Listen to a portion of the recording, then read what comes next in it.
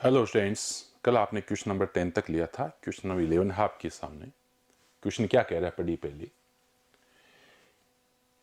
कोई व्यक्ति किसी निश्चित राशि को अपने 3 बेटों के बीच 3, 4, 5 के रेशियो में विभाजित करता है। यदि उसने इस राशि को इस रेशियो में विभाजित किया होता तो उसके उस बेटे को जिसे पहले सबसे कम हिस्सा मिला था उसे 1188 रुपए ज्यादा मिलेंगे। बताइए वो धनराशि क्या है। इसने सबसे पहले इस धनराशि को बांटा था 3, 4, 5 के रेशियो में, 3:4:5 के रेशियो में। अब ये इस पे कंडीशन लगा रहा है कि अगर उसे इस रेशियो में बांटा होता, क्या रेशियो है, 1/3, 1/4, 1/5। थोड़ा सिंप्लीफाई कर लीजिए, 60 से मल्टीप्लाई कर दीजिए तो ये रेशियो हुआ 20 और ये 15 और ये 12। क्वेश्चन अब आपका ये हो गया कि किसी व्यक्ति ने कोई धनराशि इस रेशियो में बांटी थी अपने 3 पुत्रों के बीच। अगर उसे इस रेशियो में बांटा होता तो जिस पुत्र को पहले सबसे कम मिला था उसको अब 1188 रुपए ज्यादा मिलेंगे। सबसे कम तो इसी को मिला था, अब इसको 1188 रुपए ज्यादा मिलेंगे। यह आपका क्वेश्चन है। मैं एक छोटा सा क्वेश्चन आपसे करता हूं कि जो भी धनराशि है उसको पहले इस रेशियो में बांटा था और उसी धनराशि को इस रेशियो में बांटा जा रहा है, तो फिर तो इन तीनों पदों का योग और उन 3 पदों का योग सेम होना चाहिए, क्योंकि धनराशि तो वही है। 3, 4, 7 और 5, 12 और यहां ये हो रहा है 47। यानी यहां धनराशि 12 है, यहां धनराशि 47 है, तो फिर तो अलग अलग होगी, धनराशि सेम होनी चाहिए। तो इस धनराशि को सेम बनाना है आपको, अर्थात इन 3 पदों का योग और इन 3 पदों का योग बराबर बनाना है। ये योग बराबर कैसे बनाना है? 12 तो ये हो रहा है 47, 12 और 47 का एलसीएम ले लीजिए। 12 और 47 का एलसीएम हो गया 47 × 12, गुणा करना है आपको, और वही धनराशि है।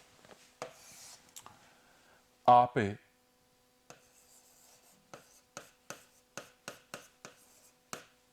इस धनराशि को ले लीजिए 47 × 12, यानी आपके पास 12×7 = 84 और ये 48×7 = 56, 564 रुपए। ये लीजिए, उस व्यक्ति के पास 564 रुपए थे। ठीक, पहले इसको इस रेशियो में बांटा, फिर इस रेशियो में बांटा। ये कह रहा है कि अगर इस रेशियो में बांटा है तो फिर ये राशि इसकी तुलना में 1188 रुपए ज्यादा है। अब आपको सर ये योग बराबर कहां हुआ, ये तो अभी भी 12 है और ये अभी 47 है। नहीं, ये बराबर बनाना पड़ेगा आपको। देखिए कैसे बनाओगे आप। इनका योग कितना, 12, इस 12 का भाग 2 में 47 आएगा ना, तो 47 यानी 47 से मल्टीप्लाई करना होगा। ये लीजिए, ये 564 रुपए अगर इस रेशियो में बांटेंगे तो सबको इस प्रकार से राशि मिलेगी। ठीक, अब आप इनके योग, इनका योग कितना हो रहा है, 47, 47 से डिवाइड करो तो 12 बार भाग जाएगा, 12 से इसको गुणा करो, ये 12, ये 12 और ये 12। ठीक, पहले इस पुत्र को इतना मिल रहा था, कितना हुआ ये, 47 × 3 141, 20 × 12 240। अब बताओ पहले की तुलना में इसे कितना ज्यादा मिल रहा है, 99। आप कह रहे हो 99, क्वेश्चन कह रहा है 1188, बस यही इसका सॉल्यूशन हो गया, क्योंकि 99 जो है 1188 के बराबर है।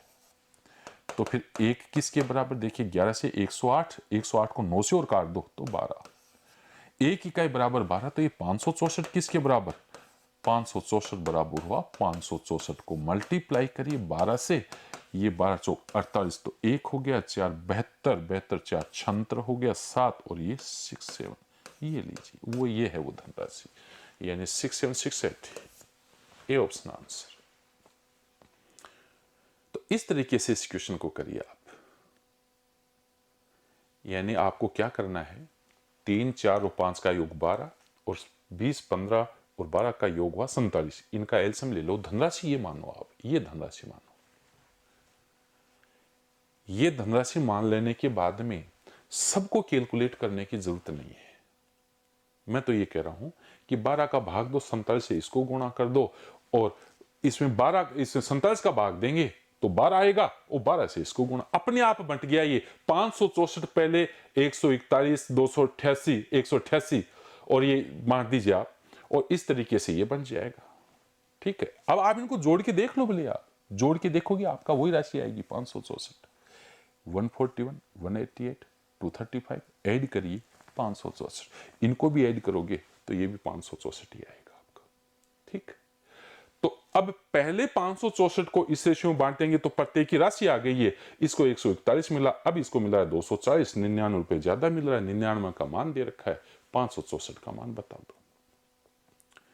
एक चीज और, मैंने इसको इस तरीके से लिख के आपको समझाया, इसके बजाय आप देखिए, आप इनको मल्टीप्लाई मत करिए,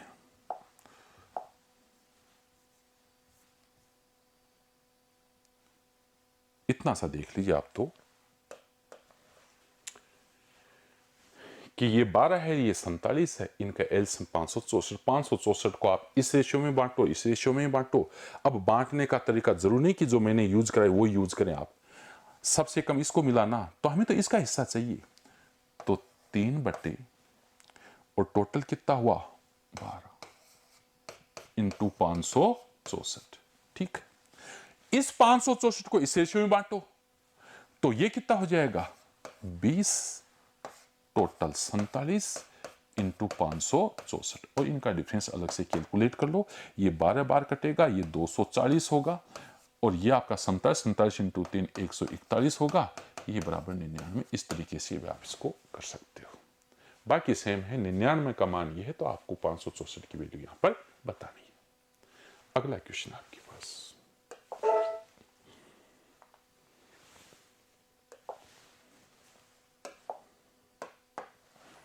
देखिए अगला क्वेश्चन क्या कह रहा है। रीसु अपनी इनकम का X% बचाती है, यदि उसकी इनकम में 26% की वृद्धि होती, खर्चे में 20% की वृद्धि होती, तो उसकी बचत 50% बढ़ जाती।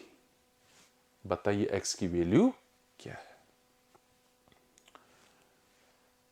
एक काम करिए, मान लीजिए रीसु की इनकम 100 रुपए है, और पहला सेंटेंस क्या कह रहा है X% बचाती है, तो X% बचाती है तो खर्चा कितना हुआ 100 माइनस X।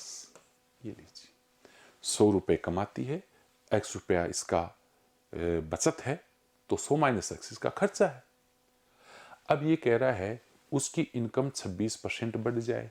अब बताओ ये 26% बढ़ेगी तो सिर्फ इनकम में वृद्धि कितनी, वो देखो 26 रुपए इनकम में वृद्धि हुई है। ये इनकम में वृद्धि हुई, साथ ही खर्चे में भी वृद्धि हो गई।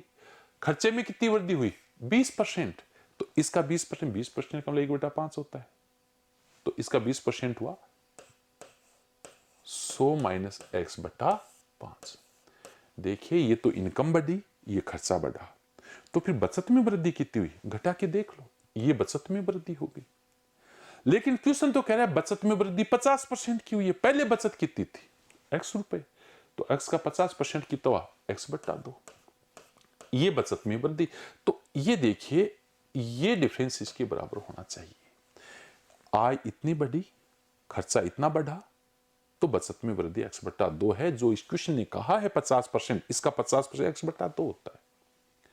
वैसे इसको सोल्व कर दीजिए, सोल्व करोगे तो आप 10 एलसीएम ले लो पूरी इक्वेशन का, ये तो 260 हो गया, और माइनस 200 हो गया, प्लस 2x हो गया, और बराबर हो गया 5x। आप देख लीजिए ये तो 60 और ये बराबर 3x। x का मान कितना हुआ, सॉरी 20। ये आंसर, x की वैल्यू कितनी है 20। ये आपका क्वेश्चन नंबर 12 है। देखिए देखिए इसमें कहां दिक्कत है, बड़े सिंपल क्वेश्चन है, और वही पैटर्न कुछ भी अलग नहीं आता। जिसको बेसिक ढंग से आता है वो इन चीजों को बड़ी आसानी से सोल्व कर जाता है। रटने से कुछ नहीं होता है। इसका एग्जाम्पल देखो आप, कुछ स्टूडेंट की ये समझ में नहीं आता है, सर ये कैसे लिख दिया। मैं आपसे कह रहा हूं कि मेरी इनकम मान लीजिए 50 रुपए बढ़ गई, ठीक है, मेरी इनकम 50 रुपए बढ़ गई, मेरे खर्चे में भी 20 रुपए की वृद्धि हो गई, तो भाई बचत कितनी बढ़ी मेरी, मैंने 50 रुपए एक्स्ट्रा कमाए हैं, खर्चा भी 20 रुपए एक्स्ट्रा हो गया, तो भी 30 रुपए बच गए ना बचत के, वो बचत में वृद्धि है। तो ठीक इसी प्रकार से यहां इनकम में वृद्धि 26 रुपए की हुई, खर्चे में वृद्धि ये हुई, तो इसमें से जब ये घटाओगे तो बचत में वृद्धि आ जाएगी, और ये बचत में वृद्धि इस बचत में वृद्धि के बराबर हो जाएगी। सोल्व कर दिया, इसका मान कितना आ गया 20। अगला question,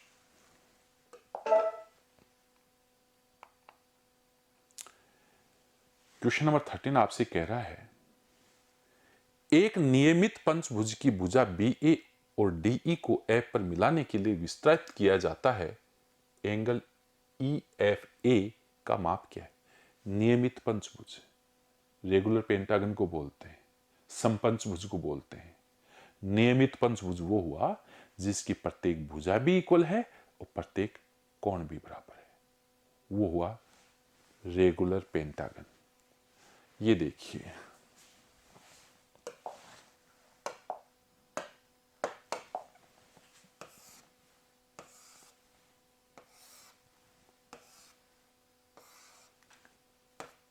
A B C D और E, ये आपका रेगुलर पेंटागन है।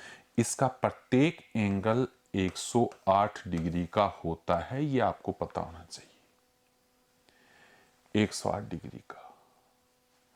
अब ये कह रहा है कि BA को एक्सटेंड करो, बढ़ाओ, इसको विस्तारित करो इस तरीके से, और इधर DE को भी विस्तारित करो इस तरीके से। ये मान लीजिए मिलते हैं पॉइंट F पर, तो ये एंगल पूछा है, तो ये एंगल तो बड़ा सिंपल हो गया यार। ये देखो आप 108 है तो 72 नहीं बचा क्या ये, क्योंकि टोटल 180 होना चाहिए, तो 108 है तो ये 72 बचा। इधर ये भी 108 है तो ये भी 72 ही। अब 72 और 72 144 हो गया, टोटल 180 होना चाहिए इस ट्रायंगल का, तीनों एंगल्स का सम। तो फिर इसका मतलब ये एंगल कितना हुआ 36 डिग्री। ये लीजिए इसका आंसर। इस प्रकार से क्वेश्चन नंबर 13 है। अगला क्वेश्चन आपके पास,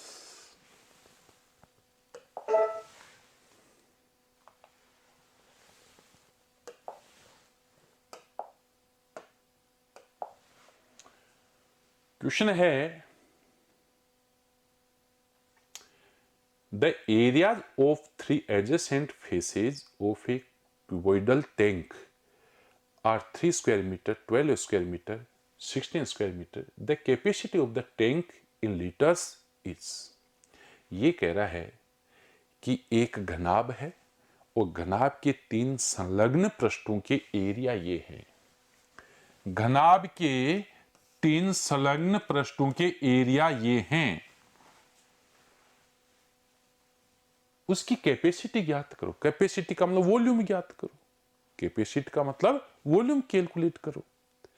और ये फॉर्मूला मैंने क्लास में बताया है आपको कई बार कि किसी भी घनाभ के तीनों संलग्न पृष्ठों का एरिया अगर दे रखा हो तो उसका जो वॉल्यूम होता है वो वॉल्यूम होता है अंडर रूट XYZ। XYZ क्या है, इन 3 पृष्ठों के एरिया है। तो ये दे रखा आपको यार, देखिए 3 इंटू 12 इंटू 16, ये लीजिए इसका वॉल्यूम आ गया। ये तो 4 और 6 24 हो गया, 24 क्यूबिक। ये है इस टैंक की कैपेसिटी, यानी इस टैंक का वॉल्यूम है। लेकिन ये लीटर में पूछा है, तो मैंने ये भी कहा था कि 1 क्यूबिक मीटर में 1000 लीटर होता है। तो आप इसको लीटर में कन्वर्ट करने के लिए किससे मल्टीप्लाई करोगे, 1000 से। ये लीजिए 24,000 लीटर इसकी कैपेसिटी हो गई। देखिए कैपेसिटी कई बार तो क्यूबिक मीटर में पूछ लेता है, कई बार आपको लीटर में पूछ लेता था, यहां लीटर में पूछा है, इसका आंसर क्या होगा 24,000। तो इस तरीके से आपका क्वेश्चन नंबर 14 है। अगला क्वेश्चन आपके पास,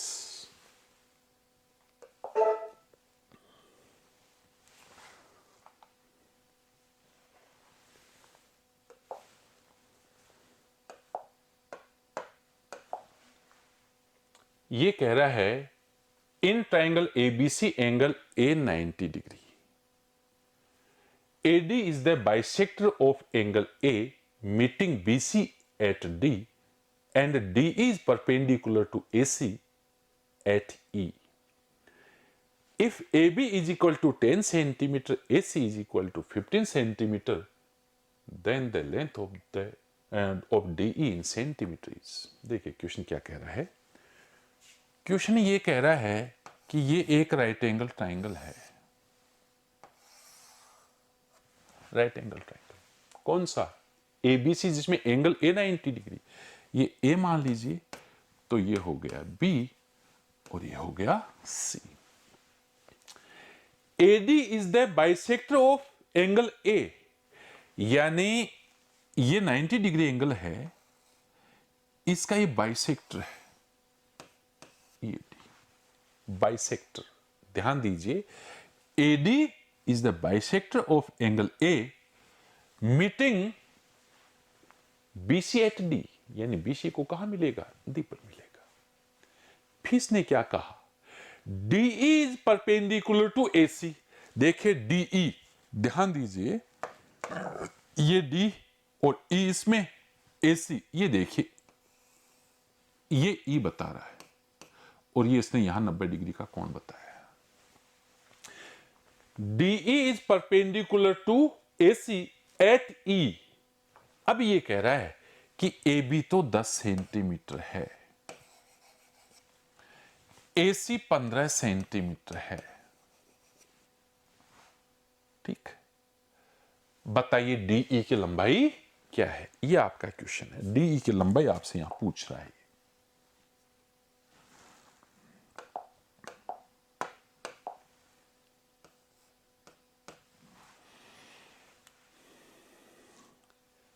एंगल बाइसेक्टर थ्योरम को याद करो आप। इस एंगल का ये बाइसेक्टर है, तो इन दोनों में वही रेशियो होगा जो इसमें और इसमें होगा। याद करिए, ये जैसे ABC में ये लेता हूं, ठीक है, इस एंगल का बाइसेक्टर, इस एंगल का बाइसेक्टर इस अपोजिट साइड को इन दोनों के रेशियो में विभाजित करता है।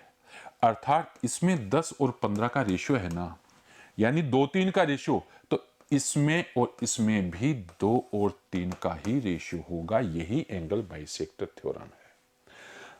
लेकिन ये इसका बाइसेक्टर होना चाहिए, समद्विभाजक होना चाहिए। अगर AD इस एंगल का समद्विभाजक है, तो इन दोनों भुजाओं का रेशियो इनके रेशियो के बराबर होगा। ये 2-3 का रेशियो है, तो 2-3 का रेशियो होगा, ठीक है।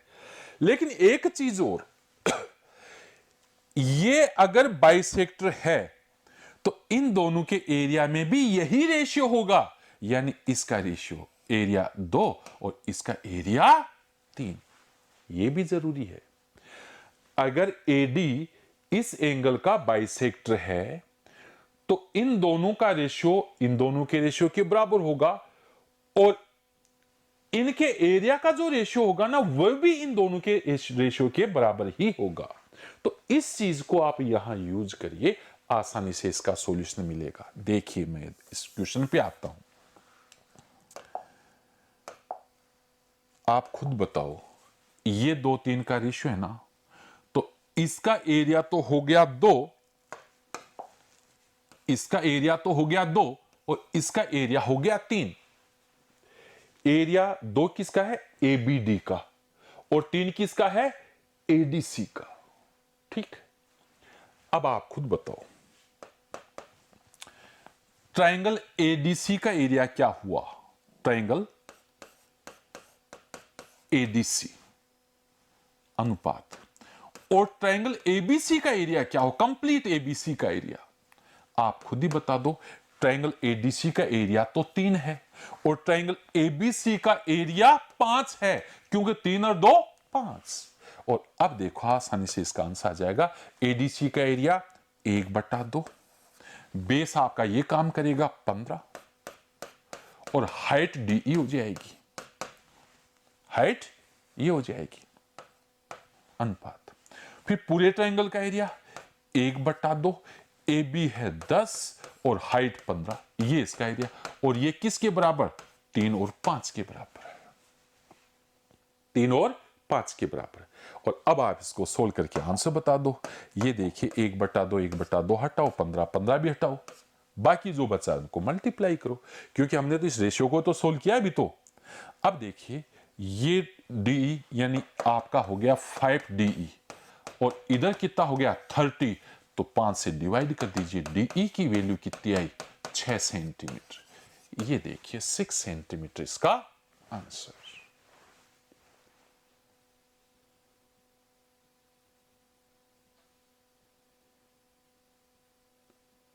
बड़ा सिंपल है, जो रेशो इन दोनों में है वही रेशो इनके एरिया में भी है, यही रेशो इसमें भी है, दोनों में। तो इन दोनों का एरिया का रेशो 2 और 3 है, तो पूरे ट्रायंगल का एरिया 5 हो गया, इसका एरिया 3। तो मैं ये तो लिख रहा हूं भाई, मैंने एडीसी क्यों लिया, क्योंकि मुझे डीई चाहिए था, इसलिए तो लेना जरूरी था। फिर एबीसी क्यों लिया, क्योंकि एबीसी का एरिया, क्योंकि राइट एंगल ट्रायंगल है मैं लिख सकता हूं, मैं इसका तो एरिया नहीं लिख सकता, इसलिए मैंने पूरे ट्रायंगल का एरिया ले लिया कि एडीसी और एबीसी का एरिया का रेशियो 3 और 5 के रेशियो में। अब इनका एरिया लिख दो, हाफ और बेस इनटू हाइट, दोनों जगह सोल्व करोगे तो आपके पास अपने आप आ जाएगा डीई की वैल्यू कितनी हुई 6, यानी डीई की लंबाई 6 सेंटीमीटर। इस तरीके से इस क्वेश्चन को आप कंप्लीट करोगे। अगला क्वेश्चन देखिए,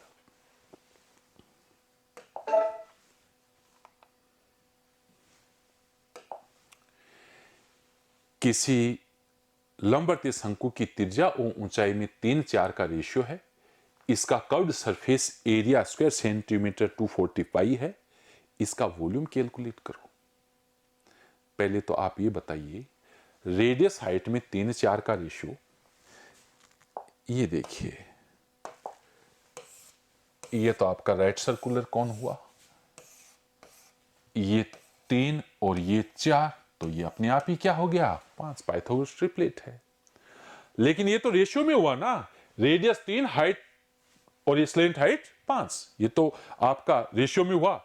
एक्चुअल में तो इसको x के साथ में लिखना पड़ेगा, x और ये x। ये कह रहा है कि इसका कर्व्ड सरफेस एरिया इतना है। अब बताओ कौन का curved surface area pi r होता है, तो इसमें करना क्या है कि पाई आर, आर आपका 3x और एल आपका 5x, और ये आपको कितना बताया 240 पाई।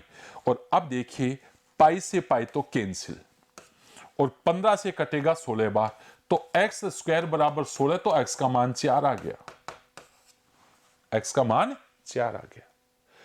तो भैया ये फिर 4 3 x नहीं 3 इंटू 4, ये तो हो गई 12, क्योंकि x का मान 4 है ना, और ये कितना हो गया 16। ठीक, अब इसका वॉल्यूम बता दो, ये लीजिए वॉल्यूम भी पाई में बताना है, तो 1/3 पाई तो रहने दीजिए, आर स्क्वायर यानी 12 का होल स्क्वायर, और h हो गया 16। ये देखिए पाई को रहने दीजिए, 3 से काटेंगे 148, यानी पाई इंटू 48 इंटू 16, यानी आप कह दीजिए 128, 12 और ये 76, 76 और ये पाई, ये इसका वॉल्यूम हो गया 768 पाई, 768 पाई। तो इस तरीके से आप करिए इन क्वेश्चन को। अगला क्वेश्चन देखिए, नेक्स्ट क्वेश्चन,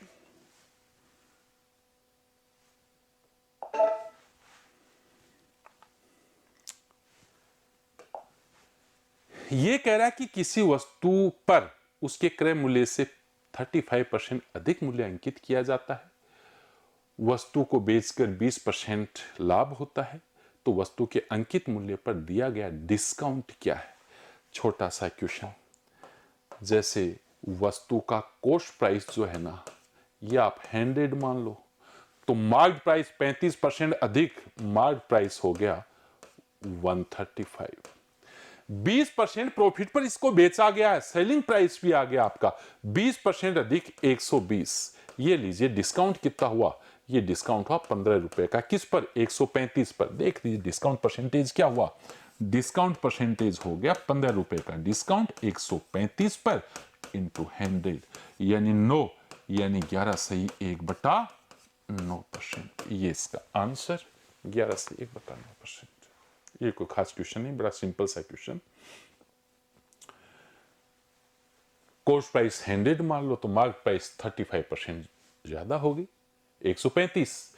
फिर ये कह रहा है कि 20% लाभ कमाए। अब 20% लाभ तो तभी होगा ना जब 100 रुपए की वस्तु 120 में बेचेगा, सेलिंग प्राइस होगी। तो मार्केट प्राइस ये है, सेलिंग प्राइस ये कितना कम करके बेचा है, 15 रुपए। तो 15 रुपए का डिस्काउंट है 135 पर, 11 से 1/9। नेक्स्ट क्वेश्चन है आपके पास।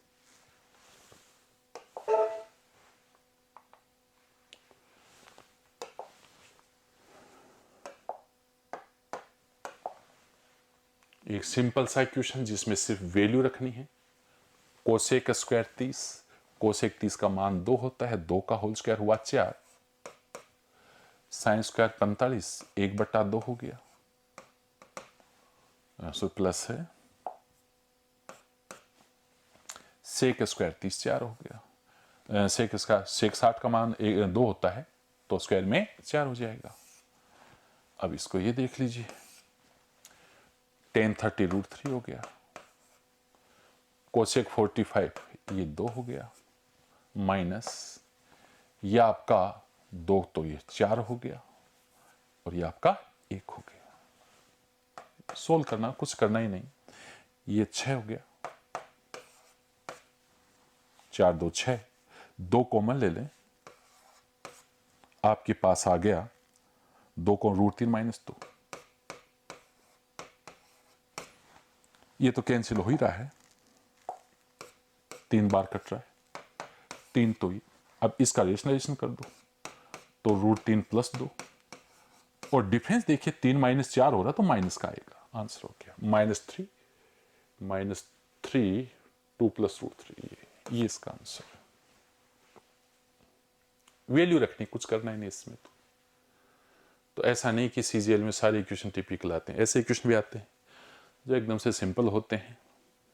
जरूरत इस बात की है कि एनी टाइम मैथमेटिक्स को, यानी हर वक्त मैथमेटिक्स के साथ रहा जाए, टाइम बिताया जाए। ऐसा नहीं कि अब पढ़े 15 दिन नहीं पढ़े, फिर 20 दिन नहीं पढ़े, 10 दिन पढ़े, ऐसा नहीं होता है। रेगुलर पढ़िए तो ये चीज़ें हमेशा दिमाग में। सिंपल क्वेश्चन, कहीं को दिक्कत। अगला क्वेश्चन देखिए क्या कह रहा है। दिया गया है कि ट्रायंगल DEF और ABC सिमिलर हैं, समरूप हैं, ठीक। यदि ट्रायंगल ABC का एरिया इतना है, DEF का एरिया इतना है, BC अगर इतना है, तो EF की लंबाई बताओ। एक थ्योरम बताई थी मैंने कि समरूप त्रिभुजों के क्षेत्रफलों का अनुपात उनकी संगत भुजाओं के वर्गों के रेशियो के बराबर होता है। आप खुद बताइए,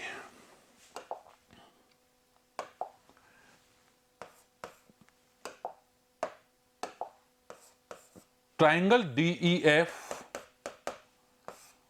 और ट्रायंगल ABC, इनका एरिया का रेशियो क्या होगा? संगत भुजाओं के वर्गों के रेशियो के बराबर। अब आप कहोगे आप BC EF ही क्यों ले रहे, तो आप खुद ही बता दो, EF के कोरिस्पोंडिंग ये नहीं हो गई क्या? और ये इसलिए लिया कि क्वेश्चन में BC दे रखी है, पूछिए, ये आपकी थ्योरम है डायरेक्ट, इसको यूज करो, आंसर है डायरेक्ट, कहां दिक्कत है इसमें। DEF का एरिया 12 है और ABC का एरिया 9 है। EF आपसे पूछ रहा है और BC का स्क्वायर 2.1 का होल स्क्वायर। सोल्व कर दो, EF आ गया। पहले तो स्क्वायर रूट ले लो, आप स्क्वायर रूट ऐसे ले लो, इसका स्क्वायर रूट हुआ 2√3 और ये ये 3, ये हो गया 3, और ये आपका हो गया EF और ये हो गया 2.1। बस गुणा करना आ गया EF का मान। EF का मान क्या आ गया? 2√3/3 और इंटू 2.1, 2.21/10। अब इसको सोल्व कर दो।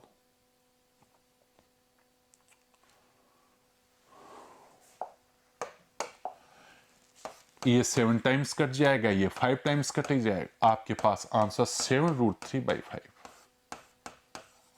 ये इसका आंसर है, 7√3/5। सिंपल थ्योरम है, दो त्रिभुजों के क्षेत्रफलों का अनुपात, जबकि वो कैसे होने चाहिए, समरूप होने चाहिए। तो समरूप त्रिभुजों के क्षेत्रफलों का अनुपात उनकी कोरिस्पोंडिंग साइड्स के स्क्वायर्स के रेशियो के इक्वल होता है। ये चीज अगर आपको पता है तो फिर इस ट्राइंगल का एरिया लिख दो 12, इस ट्राइंगल का एरिया लिख दो 9, यहां ए प्लस स्क्वायर डायरेक्ट ये स्टेप लिखने का होता है। ये सारी चीजें समझाने के हिसाब से मैंने आपको बताई। अगला क्वेश्चन आपके पास, क्वेश्चन नंबर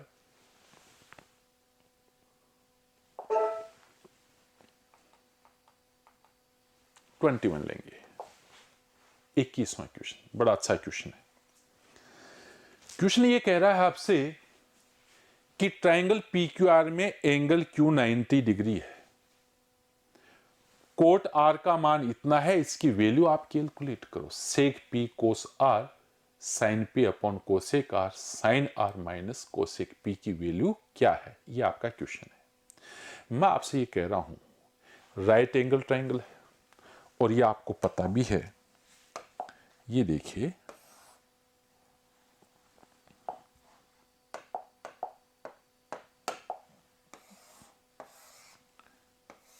सबसे पहले तो ये P हो गया, ये Q हो गया और ये R हो गया। इसको बताया है 90। अगर ये 90 है तो इन दोनों का सम 90 होगा। इसका मतलब ये दोनों कंप्लीमेंट्री एंगल्स हैं, पूरे कोण हैं, ये एक दूसरे के कंप्लीमेंट्री एंगल्स हैं। दो चीजें आपको पता होनी चाहिए।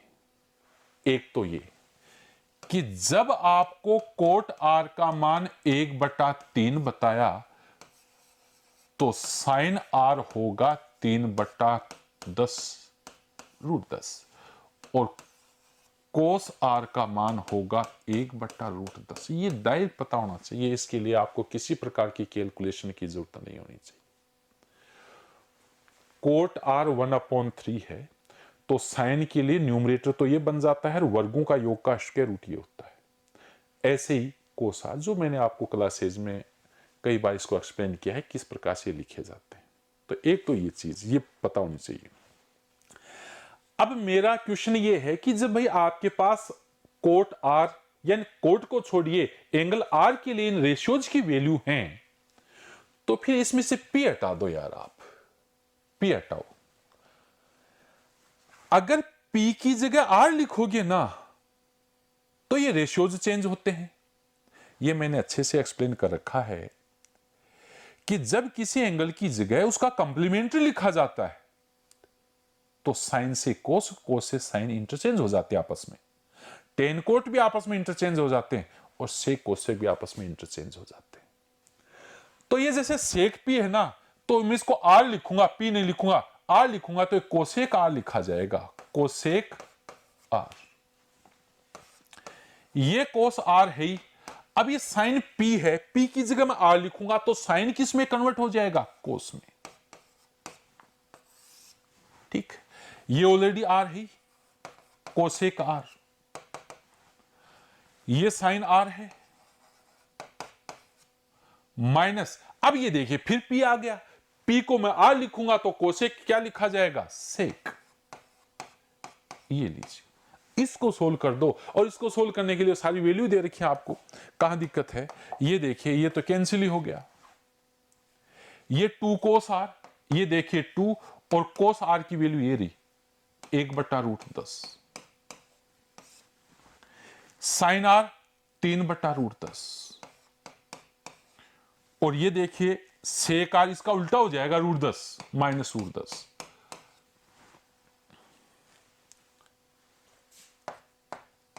√10 तो √10 एलसीएम आके कट जाएगा, 3 माइनस 10 7 हो जाएगा, माइनस का 7 तो माइनस का 2/7 इसका आंसर -2/7। ये आंसर। चीजें जो बताई हैं वो याद रखें, रिवाइज करें तो इजी वे में क्वेश्चन हो जाते हैं। एक तो इसमें चीज कोट से साइन कोस तो डायरेक्ट लिखे जाते हैं, हमेशा इसको देखने की जरूरत नहीं है, लिखने की जरूरत नहीं है। तो अब साइन कोस लिखेंगे, अब इसमें एंगल आर के लिए वैल्यूज दे रखी हैं रेशियोज की, तो फिर ये पी की जगह आर लिखना है। और क्योंकि ये दोनों एक दूसरे की कंप्लीमेंट्री हैं, तो जब कंप्लीमेंट्री एंगल से रिप्लेस करते हैं किसी एंगल को तो फिर रेशियोज इंटरचेंज हो जाते हैं। साइन से कोस बन जाता है, कोस से साइन बन जाता है, टेन से कोट बन जाता है, कोट से टेन बन जाता है। इस बार सेक से कोसेक और कोसेक से सेक। इस तरह क्वेश्चन करिए। नेक्स्ट क्वेश्चन आपके पास क्वेश्चन नंबर 22। देखिए क्या कह रहा है। किसी वस्तु को 123.40 रुपए में बेचने पर प्राप्त लाभ 180 रुपए में बेचकर होने वाली हानि से 20% ज्यादा है। यदि वस्तु को इतने रुपए में बेचा जाए तो बताइए कितना लाभ होगा। मैं आपसे ये कह रहा हूं कि जब 123.40 में बेचा तो लाभ हुआ और 108 में बेचा तो लॉस हुआ, और लॉस भी कितना, इस प्रॉफिट से भी 20% ज्यादा। सबसे पहले तो इन सेलिंग प्राइस का डिफरेंस कैलकुलेट करो, यानी सबसे पहले लिखोगे सेलिंग प्राइस डिफरेंस कितना है। ये हुआ आपका 8, तो 115.40 ये लीजिए। ये सेलिंग प्राइस का डिफरेंस है, घटा के देख ले यार। 123.40 से 108 घटाओगे तो 115. ये सेलिंग प्राइस डिफरेंस है। अब ये प्रॉफिट और ये लॉस, ये कह रहा कि ये लॉस जो है ना इस प्रॉफिट से 20% ज्यादा है। 20% का मतलब होता है 1/5, अर्थात ये 5 है तो ये 6। ये तो है सेलिंग प्राइस का डिफरेंस और ये प्रॉफिट लॉस का रेशियो। यहां ये जो प्रॉफिट हो रहा है ना, इस लॉस से 20% ज्यादा है। लॉस से 20%, 20% वाला 1/5 हुआ। अगर लॉस 5 है ना तो ये 6 है। ठीक है, इससे हम ये लॉस डायरेक्टली कैलकुलेट कर लेंगे। लॉस कैसे कैलकुलेट करेंगे, 5 का लॉस, टोटल 5 और 6 11, यानी इस राशि को इस रेशियो में बांटना और कुछ नहीं करना है। ये हुआ 15.4।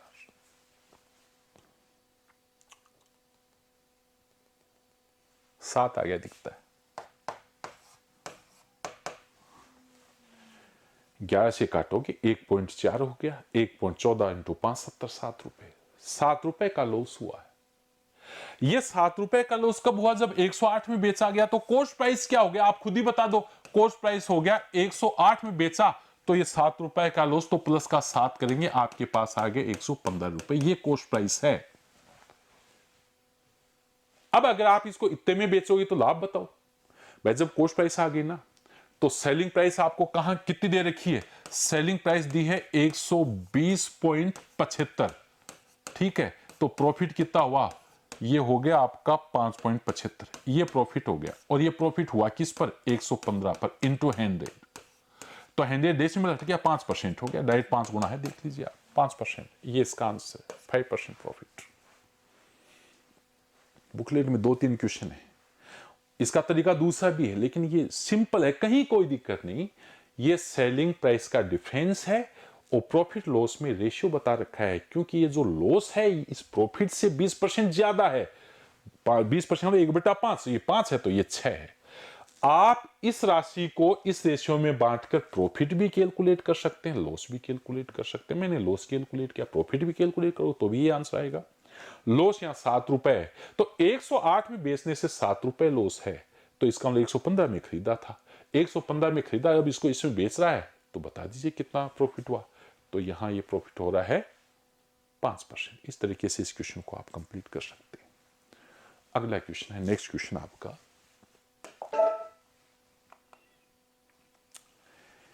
किसी व्यक्ति को 160 किलोमीटर की दूरी 15 घंटे में तय करनी है। यदि वह इस दूरी के 4/5 भाग को समय के 2/3 भाग में तय करता है, तो शेष समय में शेष दूरी को तय करने के लिए उसकी स्पीड क्या होगी। आप ये बताओ, स्पीड का फॉर्मूला क्या होगा, डिस्टेंस अपॉन टाइम। अब कितनी डिस्टेंस तय करनी है, भाई 4/5 तो ये तय कर चुका, 4/5, 1/5 ही तो तय करनी है, तो 160 किलोमीटर का 1/5 ये दूरी और तय करनी है। अब टाइम, अब इसने 4/5 भाग को टोटल टाइम का 2/3 समय में तय किया है, तो 1/3 समय और बचा, तो 1/3 समय बचा किसका? 15 घंटे का। ये लीजिए, मैं आपसे कह रहा हूं भाई 160 में से 4/5 भाग तय कर लिया तो 1/5 भाग बचा, और 15 घंटे में से 2/3 घंटे तो इसमें लग गया, 2/3 समय तो 1/3 बचा। तो ये दूरी इतने समय में तय कर ली, सोल्व कर लीजिए, आंसर आ गया आपका। ये तो 32 हो गया और ये 5 हो गया, आपके पास आएगा 6.4 किलोमीटर पर आवर। ये इसका आंसर हो गया। ये लीजिए, टोटल दूरी ये थी, 4/5 भाग तय किया जा चुका है, 1/5 बचा हुआ है। टोटल टाइम ये लगा, इसमें 2/3 समय तो इसके लिए लग गया, तो 1/3 समय में तय करनी है अब, क्योंकि टोटल 15 घंटे होने चाहिए, इससे ज्यादा नहीं होने चाहिए। तो ये डिस्टेंस है, ये टाइम है, डिवाइड कर दीजिए, आ गया आंसर 6.4 किलोमीटर पर आवर। इस तरीके से इस क्वेश्चन को आप सोल्व करेंगे।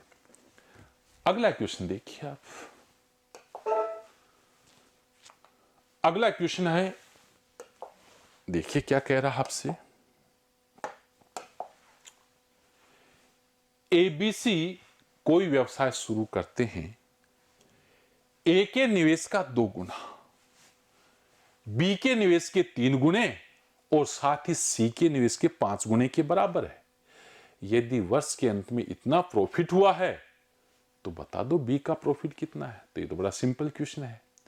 इन्वेस्टमेंट की बात करिए, इसने क्या कहा, ए के इन्वेस्ट का 2 गुना, बी के इन्वेस्ट के 3 गुना के बराबर है, जो सी के इन्वेस्ट के 5 गुना के बराबर है, ये बराबर बता रहा है। तो फिर तो एबीसी का रेशियो डायरेक्ट ही आ गया। ये एबीसी का रेशियो कैसे, 5 3 2 का एलसीएम 60, 60 में 2 का भाग दोगे 15, ये हो गया 10 और ये हो गया 6। ये लीजिए इन्वेस्टमेंट का रेशियो है। टाइम का कोई जिक्र है नहीं, 1 वर्ष की बात करें जो सबके लिए समान है। तो इस रेशियो में लाभ बांटा जाएगा। अब इस रेशियो में किसका लाभ चाहिए, आपको बी का चाहिए, तो बी का लाभ तो हो गया। ये लीजिए बी का लाभ, बी का लाभ है 10, ये 15 6 31 और इनटू, और टोटल बांटी जाने वाली राशि ये 15.5 है, 5 लाख हो गए।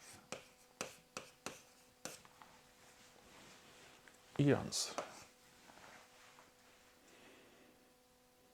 सिंपल क्वेश्चन है। नेक्स्ट क्वेश्चन,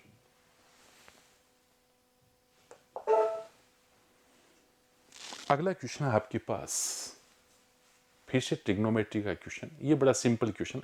अक्सर मैं क्लास में कहा करता हूं कि जब भी ऑप्शन आपको संख्याओं के रूप में दे तो एंगल कोई भी लेकर इसका मान बता दो डायरेक्ट। तो यहां पर 0 और 90 तो नहीं लेंगे, क्योंकि 0 और 90 पे तो इनफाइनाइट हो रहा है। आप यहां पर 45 डिग्री ले सकते हो। आंसर बताओ।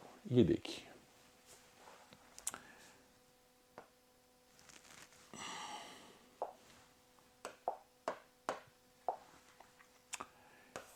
थीटा का मान 45 डिग्री ले लो और आंसर लिखना शुरू करो।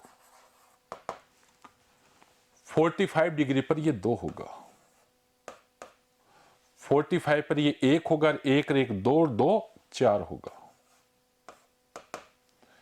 ये आपका 1/2 होगा और -1 होगा। 45 डिग्री की बात कर रहा हूं।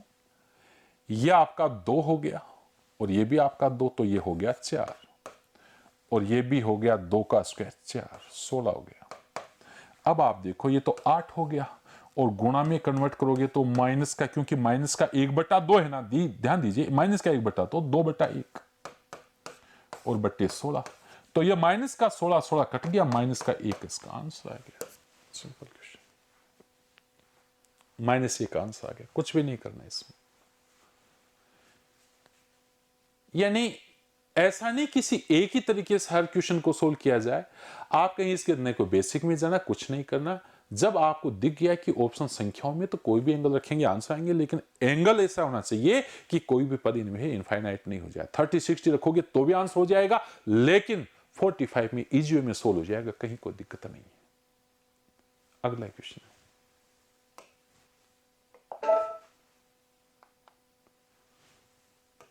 ये देखिए, दो धनात्मक संख्याओं का डिफरेंस है ये 1280। फिर ये कह रहा है कि जब बड़ी संख्या को छोटी संख्या से डिवाइड किया जाता है तो कोसेंट 7 रिमाइंडर 50 प्राप्त होता है। बताओ बड़ी संख्या क्या है? मैं आपसे कह रहा हूं कि पहले देखो इसका बेस देखो आप। ये कह रहा है कि दो संख्याओं का डिफरेंस 1280 है। एक काम करो, बड़ी संख्या को आप x मान लो, बड़ी संख्या को x, तो छोटी संख्या क्या हुई x माइनस 1280। मेरे हिसाब से तो कोई दिक्कत नहीं है। ये लार्जर नंबर है, ये स्मॉलर नंबर है। अब क्वेश्चन कह रहा है कि जब इसको इससे डिवाइड करेंगे तो भागफल 7 और शेषफल 50 आएगा। फॉर्मूला आपको बता रखा है, dividend is equal to divide into quotient plus remainder, अर्थात भाज्य बराबर भाजक इंटू भागफल प्लस शेषफल। देखिए इसमें इसका भाग देंगे तो भाज्य तो ये हुआ x, भाग इसका दिया जा रहा है तो भाजक हो गया x माइनस 1280। कोसेंट कितना है 7 और रिमाइंडर कितना है 50। सोल्व कर दीजिए, आ जाएगा आंसर। ये तो मैंने बेसिक से आपको समझा दिया है। ये देखिए 7x माइनस ये 0, 8 7 56, 5 14 और 5 19, 7 और 1 8 और प्लस 50। ये देखिए ये माइनस का 6x और ये हो गया माइनस का 8910। बोले x की वैल्यू कितनी, डिवाइड कर दीजिए 6, तो 6 हो गया, 2 और 9, 6 चौक 24, 5 0, 8 6 48, 3 0 और ये 5 1485। ये इसका आंसर है। ये तो बेसिक तरीका मैंने आपको बताया। खूब क्लास में इन चीज़ों को पहले मैं बताता हूँ, लेकिन इसका तरीका और भी हो सकता है। देखिए ये मैं फिर कहता हूँ कि क्वेश्चन में जरूरी नहीं कि हर क्वेश्चन में एक ही अप्रोच अपनाई जाए। जहां हमें इसका शॉर्ट को मेथड मिलता है तो शॉर्ट मेथड को यूज करो। तो इसमें शॉर्ट मेथड क्या है इसको देखिए आप। इसने एक बात कही कि बड़ी संख्या को छोटी संख्या से डिवाइड करने पर ये भागफल आएगा, ये रिमाइंडर आएगा 50। और फिर बड़ी संख्या ही पूछ ली, बड़ी संख्या को छोटी संख्या से डिवाइड करने पर भागफल 7 शेषफल 50। बताओ बड़ी संख्या क्या? तो इनमें से होगी कोई ना कोई बड़ी संख्या, या तो 1458 हो गया 1485, 1558 1585, इनमें से कोई ना कोई बड़ी संख्या है। मैं कह रहा हूं ये सॉल्यूशन न यूज करके, और आप चाहो तो इसमें ये यूज कर सकते हो। इसने कहा ना कि बड़ी संख्या में छोटी संख्या का भाग देने पर 50 शेषफल है। बताओ बड़ी संख्या क्या है? तो आप एक काम करो, बड़ी संख्या इनमें से है जिसमें 50 घटाकर 7 का भाग दे दो, जिसमें 7 का भाग चला जाएगा, आंसर हो जाएगा। 50 घटाओ जो रिमाइंडर बच रहा है और फिर 7 का भाग दे दो। अब आप बताओ इसमें से 50 घटाओगे तो आपके पास बचेगा 1408। अब इसमें 7 का भाग नहीं जा रहा। इसमें से 50 घटाओगे 1508, 7 का भाग नहीं जा रहा। देख लीजिए आप इसमें से 50 घटाओगे तो यह आएगा 1535, लेकिन 7 का भाग नहीं जा रहा। यह आएगा 1435, 7 से डिविजिबल भी है। देख लीजिए 7 का भाग भी जा रहा है। अब आपको इससे ये कैसे हो गया? मैं आपसे कह रहा हूं कि आपका फॉर्मूला यही होता है ना, भाज्य बराबर भाजक इंटू भागफल प्लस शेषफल। आपका फॉर्मूला यही होता है। आपको बड़ी संख्या चाहिए, भाज्य चाहिए, ये चाहिए, ठीक। और जब इसका भाग दिया तो ये शेषफल आया, तो सबसे पहले तो मैंने इस शेषफल को घटा दिया तो ये 0 हो गया। ये क्या हो गया आपका? 0 हो गया, ठीक।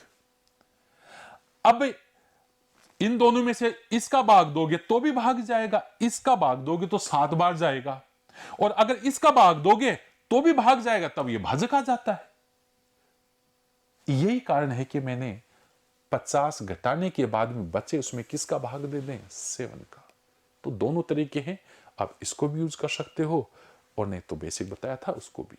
ये तो मैं हमेशा कहता हूं कि जो बेसिक से दूर जाएगा वो सिलेक्शन से दूर जाएगा। बेसिक पे ध्यान दीजिए, जिसका बेसिक साउंड ये जोड़ गुणा बाकी भाग तो फिर भी कर लेता है।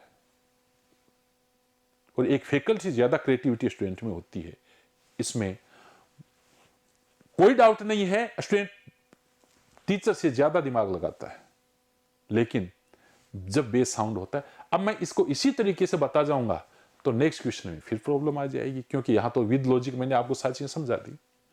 तो कहने का मतलब हर चीज समझें ढंग से, कहीं कोई डाउट नहीं होता। अगला क्वेश्चन आपके पास, क्वेश्चन नंबर 27। क्वेश्चन नंबर 27 देखिए क्या कहता है। ये कह रहा है कि इसकी वैल्यू कैलकुलेट करो।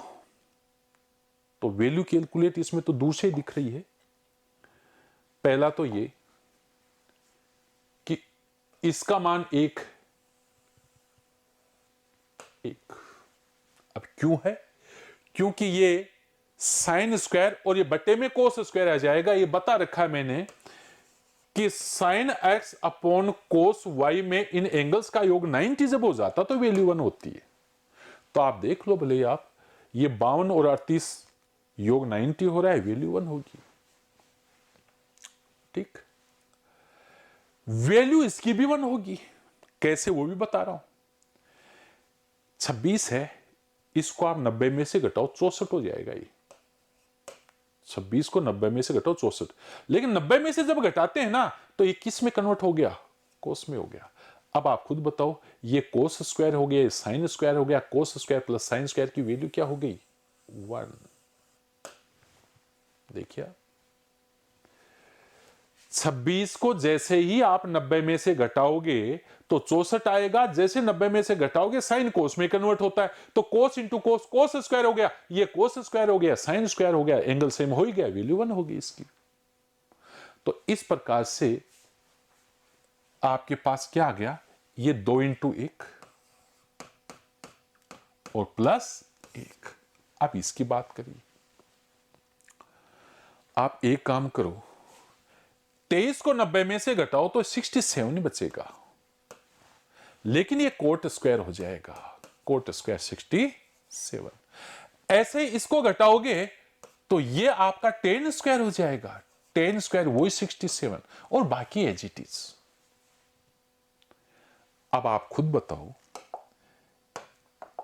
कि 10 स्क्वायर माइनस सेक स्क्वायर का मान -1 नहीं होता है क्या? भाई सेक स्क्वायर माइनस 10 स्क्वायर 1 होता है, लेकिन इसमें उल्टा आ गया, 10 स्क्वायर माइनस सेक स्क्वायर तो -1। ऐसे ही cot square minus cosec square भी, इन दोनों की वैल्यू भी क्या होगी? -1 होगी।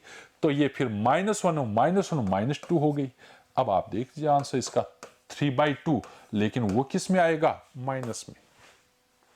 सेकेंड आंसर इसका।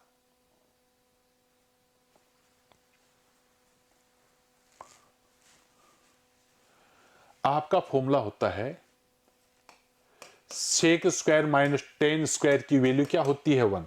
अब इसका उल्टा लिखोगे 10 स्क्वायर माइनस सेक स्क्वायर, तो फिर इसकी वैल्यू क्या हो जाती है? -1। तो यहां देखिए, ये तो आपका 10 स्क्वायर माइनस सेक स्क्वायर -1 हो गया, ये कोट स्क्वायर माइनस कोसेक से -1 हो गया। लेकिन ये सब करने से पहले इन एंगल्स को सेम बनाना जरूरी है। तो आप 90 में से माइनस करोगे तो ये कोट में कन्वर्ट हो गया, इसको 90 में से माइनस करोगे तो 67 आ गया, 67 आगे है ही, तो ये कोट में कन्वर्ट हो गया। दैट्स ऑल हो गया क्वेश्चन। इस प्रकार से इसका आंसर आ जाएगा -3/2। अगला क्वेश्चन आपके पास,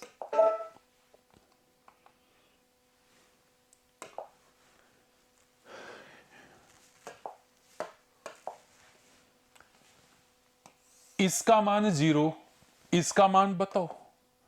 तो एकदम से शुरुआती क्वेश्चन, आप एक काम करो, इसको डिवाइड करो आप 3x से, 3x से डिवाइड करो इसको, तो ये आपके पास आएगा सिर्फ x, और ये आएगा 5/3 और ये आएगा 1/3x इज इक्वल टू 0। देखो आप, मैंने 3x से डिवाइड किया इसको, मेरे पास क्या आ गया? x plus 1/3x is equal to 5/3, और इसका स्क्वायर ही है। देख लो आप, x का होल स्क्वायर हो गया, 3x का होल स्क्वायर हो गया, तो स्क्वायर वाला फॉर्मूला यूज कर दो। तो फिर इसकी वैल्यू क्या हुई, फिर इसकी वैल्यू हुई, इसका स्क्वायर करना आपको, तो इसका मान क्या हुआ 5/3 का होल स्क्वायर माइनस 2 इंटू, और इन दोनों पदों का मल्टीप्लाई x से x कट गया 1/3, 1/3। बस इसको सोल्व करना, 25/9 माइनस 2/3, 9 एलसीएम आ गया 25 माइनस 6 यानी 19/9, अर्थात 9 दूनी 18, 1/9। ये इसका आंसर हो गया, 2 से 1/9, 2 से 1/9। एलजेब्रा का शुरुआत का पहला ही क्वेश्चन मान लीजिए आप इसको,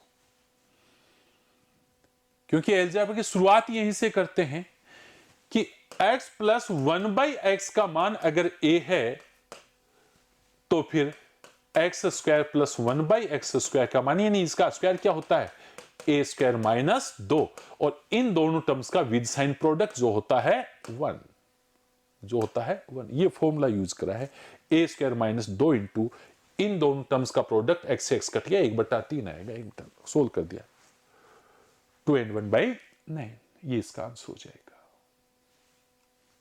अगला क्वेश्चन आपके पास, क्वेश्चन नंबर 29।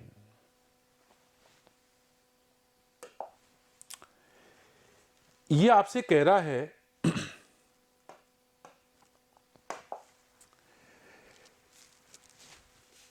ट्रायंगल एबीसी में एंगल ए का बाइसेक्टर,